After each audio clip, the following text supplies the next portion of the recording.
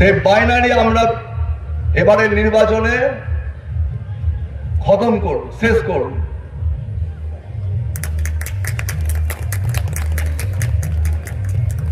তাহলে আমরা দুর্গাপুরের খেটে খাওয়া মানুষ বরাবর যখনই সংকট এসেছে, খেটে খাওয়া মানুষের যখন সমস্যা এসেছে, সবচেয়ে আমরা অগ্রণী ভূমিকা পালন করেছি। আমরা এবারও 2026-এর নির্বাচনে সেই অগ্রণী ভূমিকা পালন করব। আর আপনারা যারা সামনে বসে আছেন সবাই, আমরা দুর্গাপুরে যে লড়াই শুরু করেছি, গোটা পশ্চিমবঙ্গের বিধানসভায় সরকার গড়ার মধ্যে থেকে দাঁড়িয়ে, খেটে খাওয়া মানুষের ঐক্য তৈরি করার মধ্যে থেকে দাঁড়িয়ে আগামী দিনের সরকার আমরা তৈরি করব।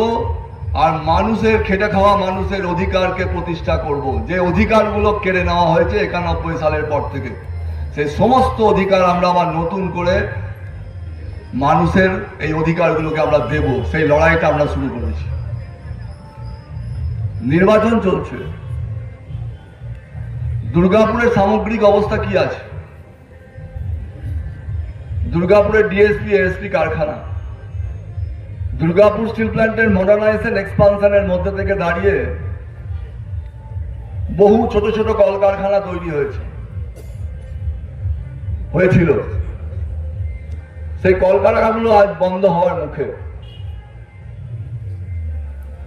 আমরা বলছি দুর্গাপুর অ্যালো স্টিল এবং এছাড়া যে পাবলিক সেক্টর গুলো আছে, যেমন দুর্গাপুর এএসপির মডার্নাইজেশন এক্সপানশন করতে হবে, আবার এর সঙ্গে সঙ্গে যত পাবলিক সেক্টর আছে সেই কারখানাগুলোকেও নতুন করে আবার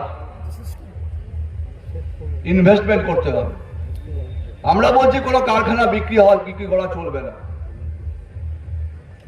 আর কারখানায় প্রচুর পদ খালি আছে, সেখানে রিক্রুটমেন্ট করতে হবে। বেকার ছেলেদের কর্মসংস্থানের দাবি আছে আমাদের। তাহলে বেকার ছেলেদের নিয়োগ করতে হবে। চারিদিকে যদি দেখা যায় যে স্বাধীনতার পরে 45 বছরে হাইয়েস্ট বেকারি, প্রচুর বেকার, কি করবে তারা?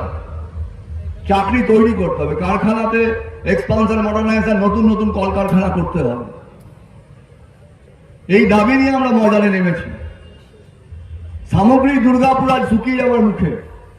দুর্গাপুর একটা বৃদ্ধাশ্রমে পরিণত হয়েছে। সেই দুর্গাপুরকে নতুন ভাবে আবার জাগিয়ে তুলতে হবে। দুর্গাপুরের সামগ্রিক বহু সমস্যা, যারা বস্তিতে থাকেন, টোটো চালক, অটো চালক, গিগ ওয়ার্কার, কারখানার অবসরপ্রাপ্ত শ্রমিক, কারখানায় যারা কাজ করে, কৃষক, বিভিন্ন ভয়ঙ্কর সমস্যা।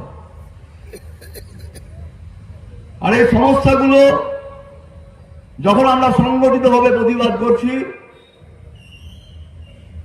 তখন আমার আক্রমণ নেমে আসছে, সুপরিকল্পিত আক্রমণ। এখানকার সরকার প্রথমে আক্রমণ, কেন্দ্রের সরকার তার আক্রমণ। আর এই দুটো সরকারের যে আন্ডারস্ট্যান্ডিং এর মধ্যে থেকে দাঁড়িয়ে আমাদের খেটে খাওয়া মানুষের যে ঐক্য, সে খেটে খাওয়া মানুষকে ধর্মের ভিত্তিতে, জাতপাতের ভিত্তিতে যে অনৈক্য তৈরি করছে, এবং অনৈক্যের মধ্যে থেকে দাঁড়িয়ে আমাদের খেটে খাওয়া মানুষকে আরো বড় সাম্রাজ্যবাদের হাতে সঁপে দেওয়ার পরিকল্পনা করেছে। অর্থাৎ এই তৃণমূল সরকার, বিজেপি সরকার সুপরিকল্পিতভাবে খেটে খাওয়া মানুষকে সাম্রাজ্যবাদের হাতে সমর্পণ করার জন্য তার একটা সুপরিকল্পিত পরিকল্পনা করেছে। এই পরিকল্পনাকে আমাদের ভাঙতে হবে।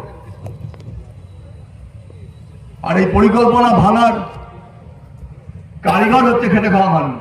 আমরা কখনোই দাবি করি না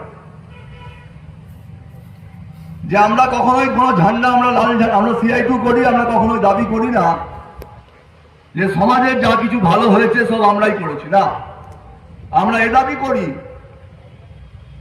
যখনই যা যা হয়েছে, ভালো যা হয়েছে, আমরা সব সময় সমাজে ঝান্ডা ভুলে গিয়ে সমস্ত মানুষকে, ঝান্ডার বাইরের সমস্ত মানুষকে ঐক্যবদ্ধভাবে সে ভালো করার চেষ্টা করেছে। আবার যখন খারাপ হয়েছে, অর্থাৎ খেটে খাওয়া মানুষের উপর যখন আক্রমণ নেমে এসেছে, তখনও আমরা ঐক্যবদ্ধভাবে ঝান্ডাকে সরিয়ে রেখে ঐক্যবদ্ধভাবে আমরা তার বিরুদ্ধে প্রতিবাদে করেছি।